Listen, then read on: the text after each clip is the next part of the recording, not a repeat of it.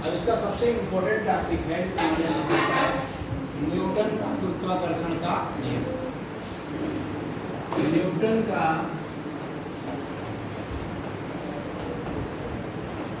गुरुत्वाकर्षण का नियम।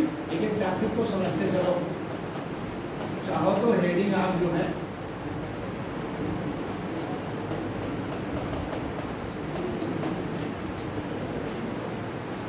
चाहो तो आप हेडिंग लिख सकते हो, न्यूटन का गुरुत्वाकर्षण नियम क्या है।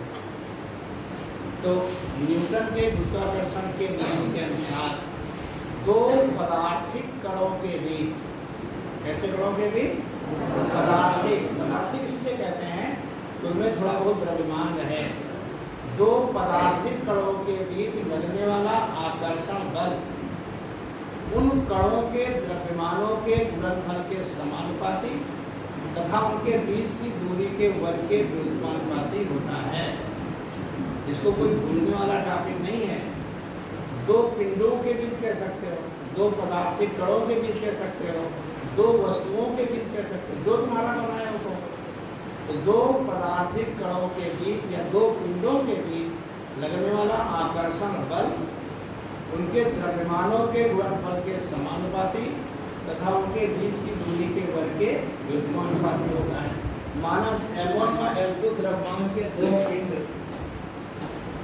एक दूसरे से r दूरी पर रखे हुए। माना M1 व M2 द्रव्यमान के दो पिंड परस्पर r दूरी पर रखें। इनके बीच लगने वाला गुरुत्वाकर्षण बल कैपिटल F हो तो नंबर एक कैपिटल F क्या होगा, F प्रोपोर्शनल M1 M2 इनके द्रव्यमानों के गुणनफल के समानुपाती, और नंबर दो F प्रोपोर्शनल 1/r², इनके बीच की दूरी के वर्ग के व्युत्क्रमानुपाती। यानी फिर से कह सकते हैं कि दो पदार्थिक कणों के बीच लगने वाला आकर्षण बल उन कणों के द्रव्यमानों के गुणनफल के समानुपाती तथा उनके बीच की दूरी के वर्ग के व्युत्क्रमानुपाती होता है। दोनों को कंबाइन कर दो तो F प्रोपोर्शनल M1 M2/r², और इसको हटाओगे तो proportional F equal to capital G M1 M2/r²। देखिए सुंदर सा सूत्र आ गया, बहुत सारे इस पे न्यूमेरिकल हैं। F equal to capital G M1 M2/r², जहाँ कैपिटल G एक नियतांक है जिसे न्यूटन का गुरुत्वाकर्षण स्थिरांक है। कैपिटल G क्या है, एक नियतांक है जिसे न्यूटन का गुरुत्वाकर्षण स्थिरांक है। ये बल हमेशा आकर्षण बल होता है और ये सबसे दुर्बल बल है। तुम्हारे बीच में भी लग रहा है, इनके बीच में लग रहा है। ये दो वस्तुओं के बीच काम करता है। इतना कमज़ोर होता है कि एक्सपीरियंस कम होता है। लेकिन चूँकि हमारी पृथ्वी बहुत बड़ी है, ये भी हर वस्तु पे गुरुत्वाकर्षण बल लगाती है, तो हमें महसूस होता है क्योंकि पृथ्वी का द्रव्यमान बहुत बड़ा है। ठीक है, अब आता है कि ये कैपिटल G क्या है। कैपिटल G एक नियतांक है जिसे न्यूटन का गुरुत्वाकर्षण स्थिरांक कहते हैं। कभी कभी लोग कैपिटल G की परिभाषा नहीं बता पाते। देखो कैपिटल G की परिभाषा अब कैसे लिखा जाएगा, ये तुम्हें रिकॉर्डेड में मिलेगा, वैसे भी मैं दे दूंगा, किसी इंटर वाले बच्चे से लेकर PDF डलवा देंगे, लिख लेना।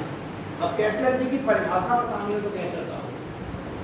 दो तीन ऐसे बच्चे हैं जिनका मन नहीं लग रहा, अभी शुरुआत है, अभी से मन नहीं लगेगा तो मैं जान जाता हूँ। कैपिटल G की डिफिनीशन क्या है, कैसे डिफाइन करेंगे, दिमाग लगाओ। अगर यहाँ पे M1 बराबर M2 बराबर 1 हो जाए, R बराबर 1 हो जाए, तो G बराबर क्या होगा, F। इसी बात को कहना, परिभाषा याद करने की बजाय बनाना सीखो।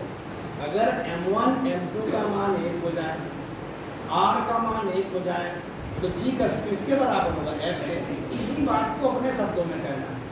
कैसे कहेंगे, देखो कैपिटल G की परिभाषा लिखनी हो तो कैसे लिखोगे। एकांक द्रव्यमान के दो पिंड परस्पर 1 मीटर दूरी पर स्थित हों तो उनके बीच लगने वाले गुरुत्वाकर्षण बल का परिमाण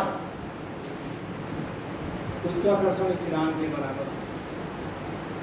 एकांक द्रव्यमान के दो पिंड परस्पर 1 मीटर दूरी पर स्थित हों तो उनके बीच लगने वाले गुरुत्वाकर्षण बल का जो परिमाण है कामा लगा दो, गुरुत्वाकर्षण स्थिरांक कैपिटल जी के बराबर है। और मात्रक एवं विमा ऑलरेडी बता चुके हैं, इसलिए इस पर डिस्कशन करने की यहाँ कोई आवश्यकता फिर भी बता देते हैं। अगर यहाँ से कैपिटल जी की मात्रक निकालें तो न्यूटन इंटू मीटर स्क्वायर पर किलोग्राम। मात्रक क्या होगा? न्यूटन इंटू मीटर स्क्वायर पर किलोग्राम। ये टॉपिक तुम्हारा हो गया गुरुत्वाकर्षण नियतांक और गुरुत्वाकर्षण बल। मैक्सिमम न्यूमेरिकल इसी में है, मैं कराऊंगा तुम देखोगे। इसके बाद का टॉपिक बहुत इंपॉर्टेंट है, गुरुत्वीय क्षेत्र। गुरुत्वीय क्षेत्र, जैसे तुम यहाँ पे बैठे हुए हो तो तुम पृथ्वी के गुरुत्वीय क्षेत्र में बैठे हो। हम लोग जहाँ पर हैं वहाँ पृथ्वी का गुरुत्वीय क्षेत्र है। अगर गुरुत्वीय क्षेत्र ना होता तो तुम बेंच पे बैठ नहीं पाते। तुम बैठे थे, तुम्हारा वजन नीचे नहीं होता। जब तुमने देखा होगा अंतरिक्ष यात्री अंतरिक्ष यान में जाते हैं तो वहाँ पे उनको देखा किसी के बाल खड़े रहते हैं, कोई ऊपर हवा में उड़ रहा है, तो क्या करते हैं वहाँ पे गुरुत्वीय त्वरण शून्य होता है, G0 होता है वहाँ। जब G0 होता है तो किसी भी तरफ जा सकते हो। वहाँ ग्लास में पानी भरोगे तो पानी अलग रहेगा, ग्लास अलग रहेगा। पानी ऐसे मुंह में डालोगे तो नीचे नहीं जाएगा। वहाँ पे ट्यूब होती है, उसे दबा के पानी पेट में ले जाता है। वहाँ पे तुम कलम से लिख नहीं सकते क्योंकि यहाँ पे गुरुत्व ही नहीं है, गुरुत्वीय त्वरण 0 है। तो गुरुत्वीय क्षेत्र क्या होता है? हर चीज का गुरुत्वीय क्षेत्र होता है। पृथ्वी का होता है, चंद्रमा का होता है, मंगल का होता है, सूर्य का होता है। हम चूंकि पृथ्वी पर रहते हैं तो पृथ्वी की बात करेंगे। पृथ्वी के चारों ओर वह क्षेत्र जिसमें उपस्थित कोई पिंड आकर्षण बल का अनुभव करता है, पृथ्वी के आकर्षण बल का अनुभव करता है, पृथ्वी का गुरुत्वीय क्षेत्र कहलाता है। अगर कोई चंद्रमा की बात करे तो कह देंगे चंद्रमा के चारों ओर वह क्षेत्र जिसमें उपस्थित कोई पिंड चंद्रमा के आकर्षण बल का अनुभव करे, चंद्रमा का गुरुत्वीय क्षेत्र कहलाता है। बृहस्पति की बात करेंगे तो कहेंगे बृहस्पति ग्रह के चारों ओर का वह क्षेत्र जिसमें उपस्थित कोई पिंड बृहस्पति ग्रह के आकर्षण बल का अनुभव करता है। सिंपल सिंपल बातें हैं। तो पृथ्वी के चारों ओर वह क्षेत्र जिसमें उपस्थित कोई पिंड पृथ्वी के आकर्षण बल का अनुभव करता है या जिसमें उपस्थित किसी पिंड पर पृथ्वी आकर्षण बल लगाती है, पृथ्वी का गुरुत्वीय क्षेत्र कहलाता है। अब गुरुत्वीय क्षेत्र कहाँ पे कितना ताकतवर है? कहीं पे गुरुत्वीय क्षेत्र ज़्यादा होता है, कहीं पे गुरुत्वीय क्षेत्र कम होता है। उसको किसमें नापते हैं? तो अगली हेडिंग है गुरुत्वीय क्षेत्र की तीव्रता। देखिए, गुरुत्वीय क्षेत्र की तीव्रता, इसका दूसरा नाम भी है अथवा गुरुत्वीय बल क्षेत्र। समझ लो खुद आगे से। अगला टॉपिक है, एक तो हो गया गुरुत्वीय क्षेत्र, जान गए। अगला टॉपिक है गुरुत्वीय बल क्षेत्र अथवा गुरुत्वीय क्षेत्र की तीव्रता। इसको कैसे निकालते हैं? हमने कहा कि यार ये लखीमपुर में विभिन्न स्थानों पर देखो कहाँ पे गुरुत्वीय क्षेत्र कितना है। तो मैं तुम्हें बता दूं कि सिंपल डिफिनेशन है। गुरुत्वीय क्षेत्र के भीतर किसी बिंदु पर रखे एकांक द्रव्यमान के पिंड पर लगने वाला गुरुत्वाकर्षण बल उस बिंदु पर गुरुत्वीय क्षेत्र की तीव्रता के बराबर है। सिंपल डिफिनेशन, रट्टा मत मारो।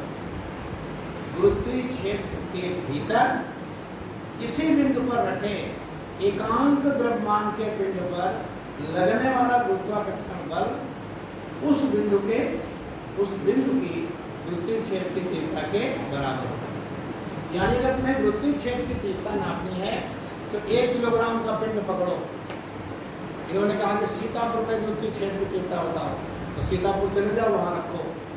जितना पृथ्वी द्वारा बल लगे वहाँ पे सीतापुर की हो गई। लखीमपुर के पूछे लखीमपुर की बता दो, नेपाल की पूछे नेपाल की बता दो। तो गुरुत्वीय क्षेत्र की तीव्रता की परिभाषा क्या है? गुरुत्वीय क्षेत्र के भीतर किसी बिंदु पर रखे एकांक द्रव्यमान के पिंड पर लगने वाला गुरुत्वाकर्षण बल